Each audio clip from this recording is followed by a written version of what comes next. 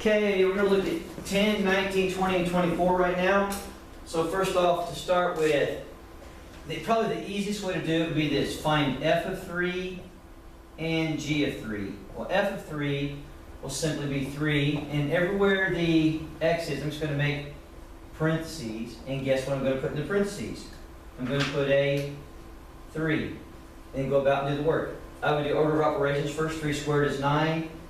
3 times 9 will be 27. And basically, a positive 3 minus 3 is going to what? Cancel out, making the answer just what? 27. Now I'm going to do g of 3, which will be negative 3 plus 4 times my number 3 plus 5 times, once again, I'm going to use the exact same number 3. Order of operations is negative 3, that's plus 12, 4 times 3. I would do this first. That's the same as 5 times 9, because 3 squared is 9. I'll do that first, and then 5 times 9 is 45. Well, negative 3 plus 12 is 9. 9 plus 45 makes 54. So g of 3 is 54. So if I take 27 and 54 and add them together, you get 81. That would be the answer to this problem right here. F plus g of 3 equals 81. Equals 81. All right, now let's go look at 19 and 20. That has to deal with the composition of functions. And on 19, maybe I can get, I'm going to put that up there just a little bit higher so that we can see all, so I can actually work 19 and 20 on the same particular slide. There are no particular, so we have to use this chart for 19 and 20 right there. Right, and what we want to do is this. For 19, I want to find f of 0 and add it to g of 0. Well, f of 0 is, f of 0 is 1. G of 0 is negative 3. So I'm going to go 1 plus negative 3, and 1 plus negative 3 simply is negative 2. So f plus g of 0 equals negative 2. All right, to find h of f of 1, I need to first find h of 1, and I'm going to divide it by f of 1. Well, h of 1 is 1/2 divided by f of 1, which is 4. And how do you divide fractions? You multiply by the reciprocal of the second one.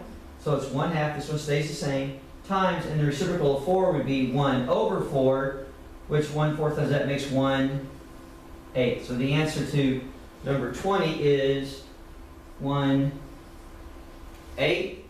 And now I believe we have to look at one more particular number here over this particular type. So I think it is number, must be number, yes, number, where is it at? Yes, number 24. There we go, 24. On the far left there. That's the other one that is just like what we just did right here. So to kind of work 24, you do this here. Find f of g of x. Well, that's just f of x over g of x. Did they give us any numbers? No, they didn't. So basically f of x is what? The square root of x, is just a square root, I think it's supposed to be a plus 4. It's not really showing up right there. Over x cubed. I think the 4 is missing on that particular deal. Or if it's not, it would just be square root of x. Whatever's right there is just what you write. Seeing how there's nothing there, we'll just put that square root of x right there. So square root of x over x cubed. I think I'll put plus 4. I think it has plus 4 on the actual paper. Anyway, and there's my answer. So I cannot simplify that. One thing I do need to be aware of, what can x never be? If x cannot be 0, because if x is 0, what happens in the denominator? The denominator can be 0. So that's only true provided x is not 0. Also, it's only true if you look at here, the domain, if you look at x plus 4 here, this has to be greater than x plus 4 has to be greater than or equal to 0, which means it has to be greater than or equal to negative 4, but it also cannot be 0. So if you were to like do some brackets, the domain would be from negative 4 to 0 with the union of 0 to infinity. Notice that 0 is not part of the answer.